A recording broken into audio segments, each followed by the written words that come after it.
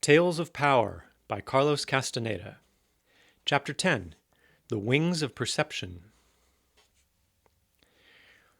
Don Juan and I spent the whole day in the mountains. We left at dawn. He took me to 4 places of power, and at each one of them he gave me specific instructions on how to proceed towards the fulfillment of the particular task that he had outlined years before as a life situation for me. We returned in the late afternoon. After eating, Don Juan left Don Genaro's house. He told me that I had to wait for Pablito, who was bringing some kerosene for the lantern, and that I should talk to him. I became utterly absorbed in working on my notes and did not hear Pablito come in until he was next to me. Pablito's comment was that he had been practicing the gate of power, and because of that, I could not possibly have heard him unless I was capable of seeing. I had always liked Pablito. I had not, however, had very many opportunities in the past to be alone with him, although we were good friends. Pablito had always struck me as being a most charming person. His name, of course, was Pablo, but the diminutive, Pablito, suited him better. He was small-boned but wiry. Like Don Genaro, he was lean, unsuspectedly muscular, and strong. He was perhaps in his late 20s, but it seemed like he was 18. He was dark and of medium height. His brown eyes were clear and bright, and like Don Genaro, he had a winning smile with a touch of devilishness in it. I asked him about his friend Nestor, Don Genaro's other apprentice. In the past, I had always seen them together, and they had always given me the impression of having an excellent rapport with each other, yet they were opposites in physical appearance and character. While Pablito was jovial and frank, Nestor was gloomy and withdrawn. He was also taller, heavier, darker, and much older. Pablito said that Nestor had finally become involved in his work with Don Genaro, and that he had changed into an altogether different person since the last time I had seen him. He did not want to elaborate any further on Nestor's work or change of personality, and abruptly shifted the topic of conversation. "I understand the Nagual is biting your heels," he said. I was surprised that he knew, and I asked how he had found that out. "Genaro tells me everything," he said. I noticed that he did not speak of Don Genaro in the same formal way I did. He simply called him Genaro in a familiar fashion. He said that Don Genaro was like his brother, and that they were at ease around each other as though they were family. He openly professed that he loved Don Genaro dearly. I was deeply moved by his simplicity and candor. In talking to him, I realized how close in temperament Don Juan and I were. Thus, our relationship was formal and strict in comparison to Don Genaro and Pablito's. I asked Pablito why he was afraid of Don Juan. His eyes flickered. It was as if the mere thought of Don Juan made him wince. He did not answer. He seemed to be assessing me in some mysterious way. "You're not afraid of him?" he asked. I told him I was afraid of Don Genaro, and he laughed as if it were the last thing he expected to hear. He said that the difference between Don Juan and Don Genaro was like the difference between day and night. Don Genaro was the day, Don Juan was the night, and as such, he was the most frightening being on earth. Describing his fear for Don Juan led Pablito to make some comments about his own condition as an apprentice. "I'm in a most miserable state," he said. "If you could see what's in my house, you would realize that I know too much for an ordinary man. And yet if you saw me with the Nagual, you would realize that I don't know enough." He quickly changed the subject and began to laugh at my taking notes. He said that Don Genaro had provided hours of fun imitating me. He added that Don Genaro liked me very much, in spite of the oddities of my person, and that he had expressed his delight in my being his protegido. This was the first time I had heard that term. It was congruous with another term introduced by Don Juan at the beginning of our association. He had told me that I was his escogido, the chosen one. The word protegido meant the protected one. I asked Pablito about his meetings with the Nagual, and he told me the story of his first encounter with it. He said that once Don Juan gave him a basket, which he took to be a gift of goodwill. He placed it on a hook over the door of his room, and since he could not conceive any use for it at that moment, he forgot about it all day. He said that his idea was that the basket was a gift of power and had to be put to use with something very special. During the early evening, which Pablito said was his deadly hour also, he walked into his room to get his jacket. He was alone in the house and was getting ready to go visit a friend. The room was dark. He grabbed the jacket, and when he was about to reach the door, the basket fell in front of him and rolled near his feet. Pablito said that he laughed his fright away as soon as he saw that it had only been the basket that had fallen from the hook. He leaned over to pick it up, and got the jolt of his life. The basket jumped out of his reach and began to shake and squeak as if someone were twisting and pressing down on it. Pablito said that there was enough light coming from the kitchen to clearly distinguish everything in the room. He stared at the basket for a moment, although he felt he should not do that. The basket began to convulse in the midst of some heavy, rasping, and difficult breathing. Pablito maintained in recounting his experience that he actually saw and heard the basket breathing, and that it was alive and chased him around the room, blocking his exit. He said that the basket then began to swell. All the strips of bamboo came loose and turned into a giant ball, like a dry tumbleweed that rolled towards him. He fell backwards on the floor, and the ball began to crawl onto his feet. Pablito said that by that time he was out of his mind, screaming hysterically. The ball had him trapped and moved on his legs like pins going through him. He tried to push it away, and then noticed that the ball was the face of Don Juan, with his mouth open, ready to devour him. At that point, he could not stand the terror and lost consciousness. Pablito, in a very frank and open manner, told me a series of terrifying encounters that he and other members of his household had had with the Nagual. We spent hours talking. He seemed to be in very much the same quandary that I was in, but was definitely more sensitive than I in handling himself with the sorcerer's frame of reference. At one moment, he got up and said that he felt Don Juan was coming and did not want to be found there. He took off with incredible speed. It was as if something had pulled him out of the room. He left me in the middle of saying goodbye. Don Juan and Don Genaro came back shortly. They were laughing. "Pablito was running down the road like a soul chased by the devil," Don Juan said. "I wonder why." "I think he got frightened when he saw Carlitos working his fingers to the bone," Don Genaro said, mocking my writing. He came closer to me. "Hey, I've got an idea," he said, almost in a whisper. "Since you like to write so much, why don't you learn to write with your finger instead of a pencil? That'll be a blast." Don Juan and Don Genaro sat by my side and laughed while they speculated about the possibility of writing with one's finger. Don Juan, in a serious tone, made a strange comment. He said, "There is no doubt that he could write with his finger, but would he be able to read it?"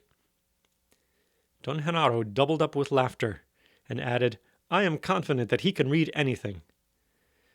And then he began to tell a most disconcerting tale about a country bumpkin who became an important official during a time of political upheaval. Don Genaro said that the hero of his story was appointed minister or governor, or perhaps even president, because there was no way of telling what people would do in their folly. Because of this appointment, he came to believe that he was indeed important and learned to put on an act. Don Genaro paused and examined me with the air of a ham actor overplaying his part. He winked at me and moved his eyebrows up and down.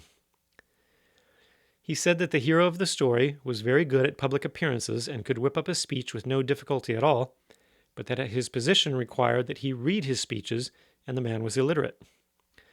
So he used his wits to outsmart everybody. He had a sheet of paper with something written on it and flashed it around whenever he gave a speech. And thus his efficiency and other good qualities were undeniable to all the country bumpkins. But one day, a literate stranger came along and noticed that the hero was reading his speech while holding the sheet upside down. He began to laugh and pointed out the lie to everyone.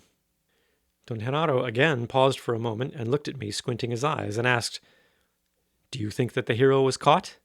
"Not a chance." He faced everyone calmly and said, "Upside down? Why should the position of the sheet matter if you know how to read?" And the bumpkins agreed with him.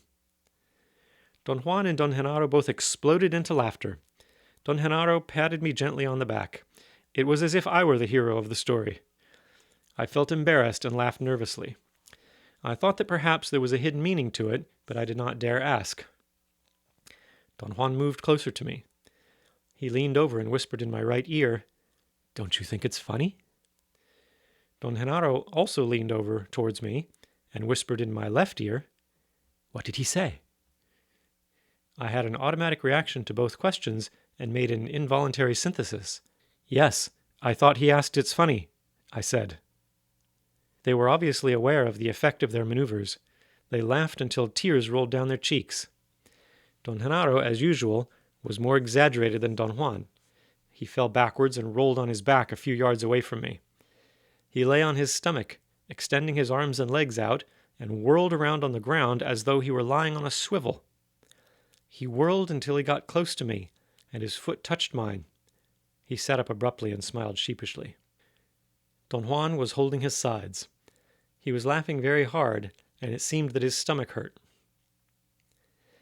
After a while, they both leaned over and kept on whispering into my ears. I tried to memorize the sequence of their utterances, but after a futile effort, I gave up. There were too many. They whispered in my ears until I again had the sensation I had been split in two. I became a mist, like the day before, a yellow glow that sensed everything directly. That is, I could know things. There were no thoughts involved. There were only certainties. And when I came into contact with a soft, spongy, bouncy feeling, which was outside of me and yet was part of me, I knew it was a tree. I sensed it was a tree by its odor. It did not smell like any specific tree I could remember. Nonetheless, something in me knew that that particular odor was the essence of tree. I did not have just the feeling that I knew, nor did I reason my knowledge out or shuffle clues around. I simply knew that there was something there in contact with me, all around me, a friendly, warm, compelling smell emanating from something which was neither solid nor liquid, but an undefined something else, which I knew was a tree. I felt that by knowing it in that manner, I was tapping its essence. I was not repelled by it. It rather invited me to melt with it. It engulfed me, or I engulfed it. There was a bond between us, which was neither exquisite nor displeasing. The next sensation I could recollect with clarity was a wave of wonder and exultation. All of me vibrated. It was as if charges of electricity were going through me. They were not painful. They were pleasing, but in such an undetermined form that there was no way of categorizing them. I knew, nevertheless, that whatever I was in contact with was the ground. Some part of me acknowledged with concise certainty that it was the ground. But the instant I tried to discern the infinitude of direct perceptions I was having, I lost all capacity to differentiate my perceptions. Then, all of a sudden, I was myself again. I was thinking. It was such an abrupt transition that I thought I had woken up. Yet there was something in the way I felt that was not quite myself. I knew that there was indeed something missing before I fully opened my eyes. I looked around. I was still in a dream, or having a vision of some sort. My thought processes, however, were not only unimpaired, but extraordinarily clear. I made a quick assessment. I had no doubt that Don Juan and Don Genaro had induced my dreamlike state for a specific purpose. I seemed to be on the verge of understanding what that purpose was, when something extraneous to me forced me to pay attention to my surroundings. It took me a long moment to orient myself. I was actually lying on my stomach, and what I was lying on was a most spectacular floor. As I examined it, I could not avoid a feeling of awe and wonder. I could not conceive what it was made of. Irregular slabs of some unknown substance had been placed in a most intricate yet simple fashion. They had been put together, but were not stuck to the ground or to each other. They were elastic, and gave when I attempted to pry them apart with my fingers. But once I released the tension, they went right back to their original position. I tried to get up, and was seized by the most outlandish sensory distortion. I had no control over my body. In fact, my body did not seem to be my own. It was inert. I had no connection to any of its parts, and when I tried to stand up, I could not move my arms, and I wobbled helplessly on my stomach, rolling on my side. The momentum of my wobbling almost made me do a complete turn onto my stomach again. My outstretched arms and legs prevented me from turning over, and I came to rest on my back. In that position, I caught a glimpse of two strangely shaped legs and the most distorted feet I had ever seen.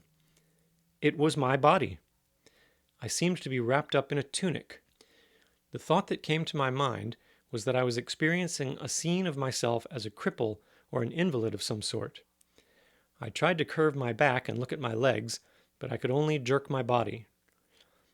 I was looking directly at a yellow sky, a deep, rich, lemon yellow sky. It had grooves or canals of a deeper yellow tone and an endless number of protuberances that hung like drops of water. The total effect of that incredible sky was staggering. I could not determine if the protuberances were clouds. There were also areas of shadows and areas of different tones of yellow, which I discovered as I moved my head from side to side. Then something else attracted my attention. A sun at the very zenith of the yellow sky right over my head. A mild sun, judging by the fact that I could stare into it, that cast a soothing, uniform whitish light. Before I had had time to ponder upon all these unearthly sights, I was violently shaken. My head jerked and bobbed back and forth. I felt I was being lifted. I heard a shrill voice and giggling, and I was confronted by a most astounding sight.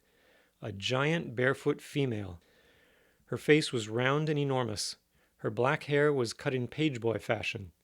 Her arms and legs were gigantic. She picked me up and lifted me to her shoulders as if I were a doll. My body hung limp. I was looking down her strong back. She had a fine fuzz around her shoulders and down her spine. Looking down from her shoulder, I saw the magnificent floor again. I could hear it giving elastically under her enormous weight, and I could see the pressure marks that her feet left on it. She put me down on my stomach in front of a structure, some sort of building. I noticed then that there was something wrong with my depth perception. I could not figure out the size of the building by looking at it. At moments it seemed ridiculously small, but then after I seemingly adjusted my perception, I truly marveled at its monumental proportions. The giant girl sat next to me and made the floor squeak. I was touching her enormous knee. She smelled like candy or strawberries. She talked to me, and I understood everything she said. Pointing to the structure, she told me that I was going to live there.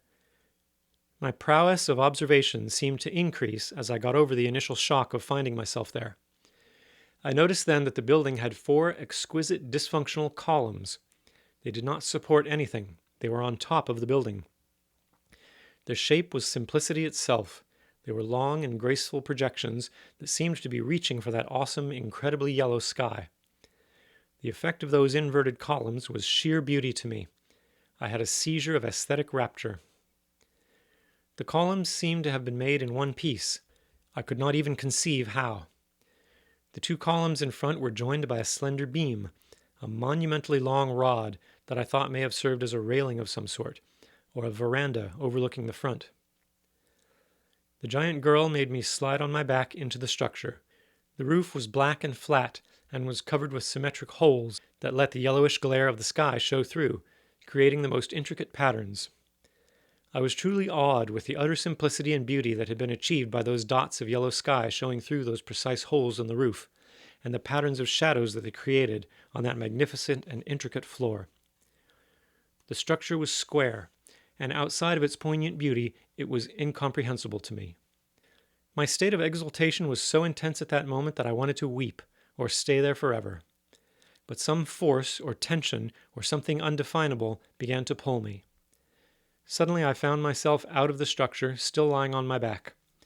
The giant girl was there, but there was another being with her, a woman so big that she reached to the sky and eclipsed the sun. Compared to her, the giant girl was just a little girl. The big woman was angry. She grabbed the structure by one of its columns, lifted it up, turned it upside down, and set it on the floor. It was a chair. That realization was like a catalyst. It triggered some overwhelming perceptions. I went through a series of images that were disconnected but could be made to stand as a sequence. In successive flashes, I saw or realized that the magnificent and incomprehensible floor was a straw mat. The yellow sky was the stucco ceiling of a room. The sun was a light bulb. The structure that had evoked such rapture in me was a chair that a child had turned upside down to play house. I had one more coherent and sequential vision of another mysterious architectural structure of monumental proportions. It stood by itself. It looked almost like a shell of a pointed snail standing with its tail up. The walls were made of concave and convex plates of some strange purple material. Each plate had grooves that seemed more functional than ornamental. I examined the structure meticulously and in detail, and found that it was, like in the case of the previous one, thoroughly incomprehensible. I expected to suddenly adjust my perception to disclose the true nature of the structure, but nothing of the sort happened.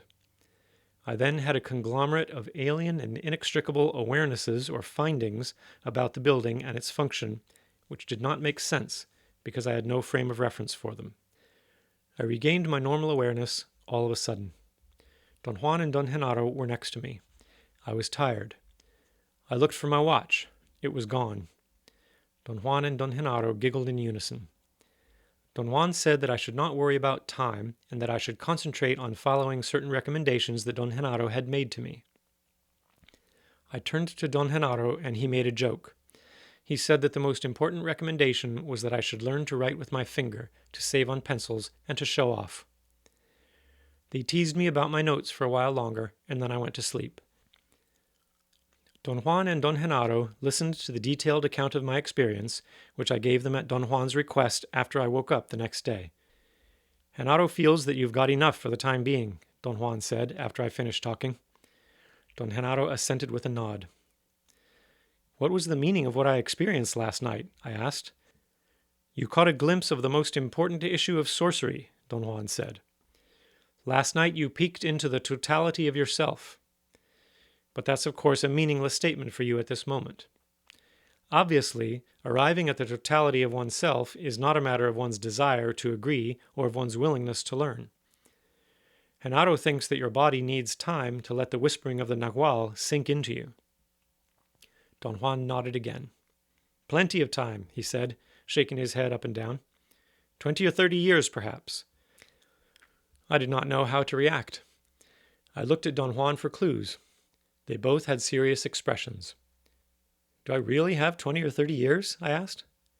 Of course not! Don Genaro yelled, and they broke into laughter. Don Juan said that I should return whenever my inner voice told me to, and that in the meantime I should try to assemble all the suggestions that they had made while I was split. How do I do that? I asked. By turning off your internal dialogue and letting something in you flow out and expand, Don Juan said. That something is your perception, but don't try to figure out what I mean. Just let the whispering of the Nagual guide you. Then he said that the night before I had had two sets of intrinsically different views. One was inexplicable, the other was perfectly natural, and the order in which they had happened pointed to a condition that was intrinsic to all of us. One view was the Nagual, the other the Tonal, Don Genaro added. I wanted him to explain his statement. He looked at me and patted me on the back. Don Juan stepped in and said that the first two views were the Nagual, and that Don Genaro had selected a tree and the ground as the points for emphasis. The other two were views of the Tonal that he himself had selected. One of them was my perception of the world as an infant. It appeared to be an alien world to you because your perception has not been trimmed yet to fit the desired mold, he said. Was that the way I really saw the world? I asked. Certainly, he said. That was your memory. I asked Don Juan whether the feeling of aesthetic appreciation that had enraptured me was also part of my memory. We go into those views as we are today, he said. You were seeing that scene as you would see it now, yet the exercise was one of perception. That was the scene of a time when the world became for you what it is now, a time when a chair became a chair. He did not want to discuss the other scene. That wasn't a memory of my childhood, I said. That's right, he said. It was something else. Was it something I will see in the future? I asked. There's no future, he exclaimed cuttingly. The future is only a way of talking. For a sorcerer, there is only the here and now. He said that there was essentially nothing to say about it because the purpose of the exercise had been to open the wings of my perception. and that although I had not flown on those wings, I had nonetheless touched 4 points which would be inconceivable to reach from the point of view of my ordinary perception. I began to gather my things to leave. Don Genaro helped me pack my notebook. He put it in the bottom of my briefcase. "It'll be warm and cozy there," he said, and winked. "You can rest assured that it won't catch cold." Then Don Juan seemed to change his mind about my leaving and started to talk about my experience. I automatically tried to grab my briefcase from Don Genaro's hands, but he dropped it to the floor before I touched it. Don Juan was talking with his back turned to me. I scooped up the briefcase and hurriedly searched for my notebook. Don Genaro had really packed it so tightly that I had a hellish time getting to it. Finally, I took it out and began to write. Don Juan and Don Genaro were staring at me. "You're in terrible shape," Don Juan said, laughing. "You reach for your notebook as a drunkard reaches for the bottle." "As a loving mother reaches for her child," Don Genaro snapped. "As a priest reaches for his crucifix," Don Juan added. "As a woman reaches for her panties," Don Genaro yelled. They went on, presenting similes and howling with laughter as they walked me to my car.